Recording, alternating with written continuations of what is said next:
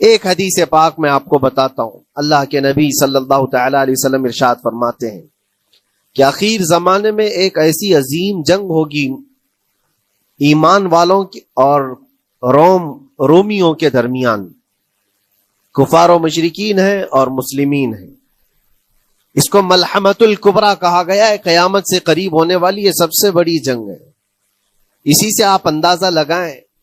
اللہ کے حبیب صلی اللہ علیہ وسلم ارشاد فرماتے ہیں کہ اس میں کفار و مشرکین 80 جھنڈوں کے نیچے آئیں گے اور ہر جھنڈے کے نیچے 12,000 کی فوج ہوگی، جو تقریباً حساب کرنے پر 9,60,000 کی فوج بن جاتی ہے. اگر وہ مومنین سے مقابلہ کرنے کے لیے اتنی بڑی فوج ایک جگہ جمع ہوتی ہے تو پھر اس جنگ کا اندازہ کریں کتنی بڑی. اس کو الملحمۃ الکبریٰ کہا گیا ہے اس لیے کہ اس میں گوشت کے چھیتڑے اڑیں گے.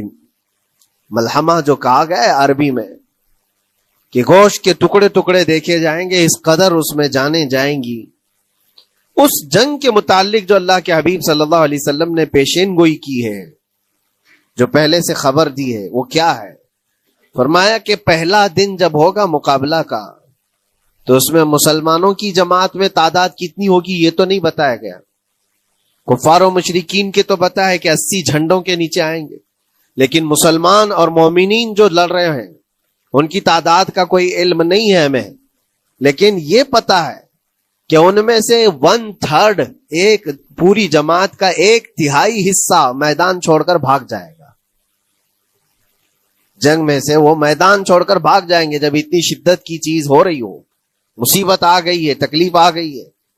1/3 میدان چھوڑ کر بھاگ جائیں گے.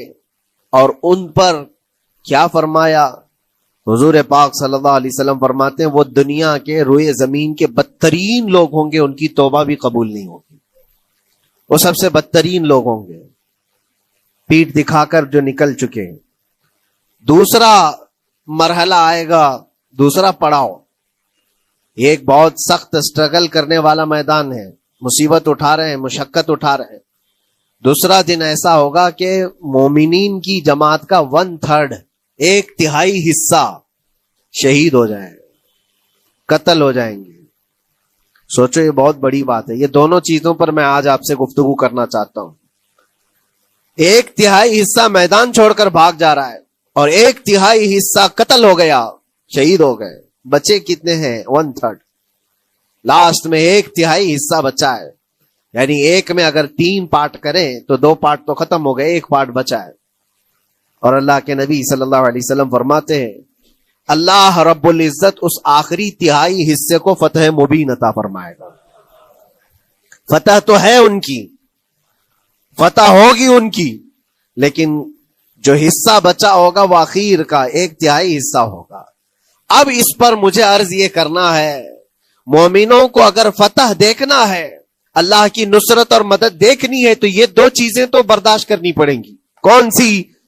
پہلی چیز اپنوں کا چھوڑ کر بھاگ جانا، اور دوسرا اپنوں کا اپنے سامنے مر جانا. یہ دونوں چیزیں ہمیں دیکھنا پڑے گا. بہت سارے ایسے ہوں گے جو چھوڑ کر جا چکے ہوں گے، دامن چھڑا رہے ہوں گے، بھاگ چکے ہوں گے، اور کچھ وہ ہوں گے جو لڑتے لڑتے اپنی جان دے چکے ہوں گے. یہ دونوں بھی بہت سخت مسئلے ہیں میرے عزیزوں. انسان کو یہ پگھلا دیتی ہیں چیزیں. اگر آپ کو ایسا لگے کہ میرے اپنے جاننے والے لوگوں میں سے کچھ لوگ مجھے چھوڑ کر بھاگ جا رہے ہیں تو یہی انسان ٹوٹ جاتا ہے، اس کے دل کی کیفیت بدلنے لگ جاتی ہے. وہ پھر مایوسی کا شکار ہونے لگتا ہے. میری جماعت میں 100 لوگ تھے، 90 تو بھاگ رہے ہیں، 10 کیا کریں گے؟ اس کا اندر سے جو عزم تھا، حوصلہ تھا، وہ ڈاواں ڈول ہونے لگ جاتا ہے. اپنوں کا چھوڑنا یہ بہت بڑی آزمائش ہوتی ہے. وہ کسی بھی میدان میں آپ دیکھ لیں، کسی بھی میدان میں اپنے لوگ اگر چھوڑ دیتے ہیں تو یہ اس کے لیے آزمائش ہے بہت بڑی. اور دوسری آزمائش تو یہ ہے، بچے آدھے تھے، اس میں سے تو آدھے انتقال کر گئے. کبھی میرا عزیز دوست، کبھی میرا عزیز مشورہ دینے والا مشیر، کبھی بہت زیادہ مجھے سپورٹ کرنے والا، ایسے لوگ جب انتقال کرنے لگ جائیں تب پھر آدمی پھر ٹوٹ جاتا ہے. کچھ تو بھاگ گئے اور کچھ تو قتل ہو گئے. میں کیا کروں گا؟ میرے عزیزوں جو اخیر میں بچنے والے لوگ جو ہوتے ہیں نا وہ معمولی نہیں ہیں، وہ اللہ کی ذات پر سب سے زیادہ توکل کرنے والے لوگ ہیں. ان کو کوئی چیز ہٹا نہیں سکتی، اپنوں کی بے وفائی بھی ان کے قدموں میں لرزہ نہیں لاتی، اور اپنوں کا انتقال ہو جانا بھی ان کے حوصلوں کو نہیں توڑتا. تبھی جا کر کے اللہ تعالیٰ انہیں فتح مبین عطا فرماتا ہے. اور یہ چیز ملحمت الکبریٰ میں دیکھی جانے والی تھی جو قیامت کے قریب ہونے والی جنگ ہے.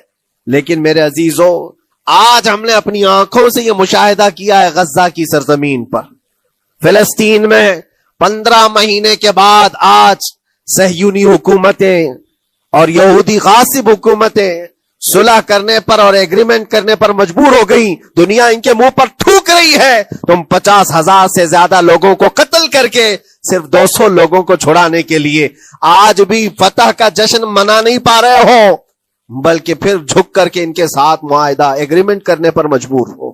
یہ فتح ان بچوں کی نہیں ہے تو اور کیا ہے، ان مظلوموں کی نہیں ہے تو اور کیا ہے، جن کے پاس کھانے کو روٹی نہیں ہے اور پہننے کو کپڑے تک نہیں رہ گئے، ان کے علاج معالجے کے لیے دوائیاں نہیں رہ گئی، لیکن عزم اور حوصلہ ایسا ہے کہ اللہ ابھی ہمارے ساتھ.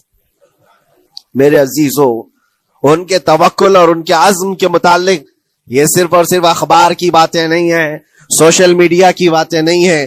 مخبر صادق رسول کریم صلی اللہ علیہ وسلم نے 1400 سال پہلے ہی بشارت دی تھی. اللہ کے نبی صلی اللہ علیہ وسلم فرماتے ہیں کہ دمشق کے ابواب یا پھر بیت المقدس کے آس پاس رہنے والوں میں ایک جماعت ہمیشہ قیامت تک ایسی رہے گی جو حق کے لیے لڑتی رہے گی. حضور پاک صلی اللہ علیہ وسلم فرماتے ہیں حق کے لیے وہ لڑتی رہے گی، قیامت تک ایک جماعت ہوگی. اور ان کی فضیلت میں میرے آقا فرماتے ہیں کہ ان لا یضرهم خذلان من خذلهم، ان کو دھوکہ دینے والوں کا دھوکہ ان پر کچھ اثر نہیں کرے گا، یا پھر ان کو چھوڑ دینے والے یا ان کی بات نہیں کرنے والے، یہ سب چیزیں ان کو کچھ بھی ضرر نہیں پہنچائیں گی. میں اس سے قبل اسی مسجد میں آپ کے پاس اس حدیث کو دہرا چکا ہوں، بیان کر چکا ہوں. اللہ کے نبی صلی اللہ علیہ وسلم فرماتے ہیں ان کو کوئی چیز نقصان نہیں پہنچائے گی، دھوکہ دینے والوں کی دھوکہ دڑی ان کا کچھ نقصان نہیں پہنچائے گی. آپ ہو سکتا ہے سوال کریں عمارتیں ٹوٹ کر راکھ میں بدل گئی، ہزاروں بچے قبروں میں سو گئے، کتنی عورتیں بیوہ ہو گئیں، کتنوں کے گھر اجاڑے گئے، کتنوں کے ہاتھ پیر توڑے گئے ہیں، بمباری میں وہاں پر کون صحیح سلامت رہا، 2 لاکھ کے قریب لوگ متاثر ہوئے، اور مولانا آپ کہتے ہیں حضور نے فرمایا حدیث میں ان کو کچھ نقصان نہیں ہوگا. یہ نقصان نہیں ہے تو اور کیا ہے؟ ہو سکتا ہے آپ کے ذہن میں یہ سوال گردش کر رہا ہو، آپ بار بار یہ سوچ رہے ہوں گے اللہ کے نبی نے فرمایا ان کو کوئی چیز نقصان نہیں دے گی، دھوکہ دینے والوں کی دھوکہ دڑی سے ان کا کچھ بگڑے گا نہیں. اتنا تو بگڑ چکا پورا راکھ میں بدل گئے، علاج کرانے کے لیے دوائی تک نہیں ہے، تو پھر کیا؟ اللہ کے نبی نے کیا فرمایا کہ ان کو نقصان نہیں پہنچے گا، ان کو ضرر نہیں ہوگا. پھر یہ ساری تکلیفیں اور یہ ضرر کیا ہے؟ میں بتاتا ہوں میرے عزیزوں، جسم کا نقصان، جان کا نقصان، مال کا نقصان، جائیداد کا نقصان، یہ اللہ کے نبی نے نہیں فرمایا. یہ نقصانات مومن کے لیے کوئی معنی نہیں رکھتے. اگر ایمان سلامت ہے تو پوری کائنات سلامت ہے، اور یہ اللہ تبارک و تعالیٰ نے آج تک ان کے ساتھ رکھا ہے. ان کا ایمان محفوظ ہے، ایمان موجود ہے، جس کی وجہ سے یہ سارے نقصانات کچھ معنی نہیں رکھتے. اس لیے کہ یہ تکلیفیں، یہ جو ساری مصیبتیں آئی ہیں، اس پر تو اللہ تعالیٰ نے اجر عظیم کا وعدہ فرمایا ہے، اجر عظیم کا وعدہ فرمایا ہے. ہاں اگر ایمان ہی چلا جاتا تو پھر کون سی جنت ملتی، کون سی خوشبو جنت پاتے؟ کچھ نہیں ہوتا. ایمان سلامت ہے، جس کی وجہ سے انہیں دنیا میں بھی اللہ سرخروئی عطا فرمائے گا. ایک بھی جگہ سے کہیں ان نہتے مسلمانوں کو جو غریب مظلوم ہیں اور ٹوٹے پھوٹے ہاتھوں اور ٹکڑے پہنے ہوئے بچے ہیں، ان کو کوئی یہ نہیں کہتا کہ یہ ظالموں کے لوگ ہیں، بلکہ ہر کوئی یہ کہتا ہے ایک ظالم کے خلاف جس کے پاس دنیا کے سارے آئٹم پاور ہیں، لیکن یہ نہتے بچے کھڑے ہیں. دعائیں بھی ان کے ساتھ ہیں اور رحمت الہی بھی ان کے ساتھ.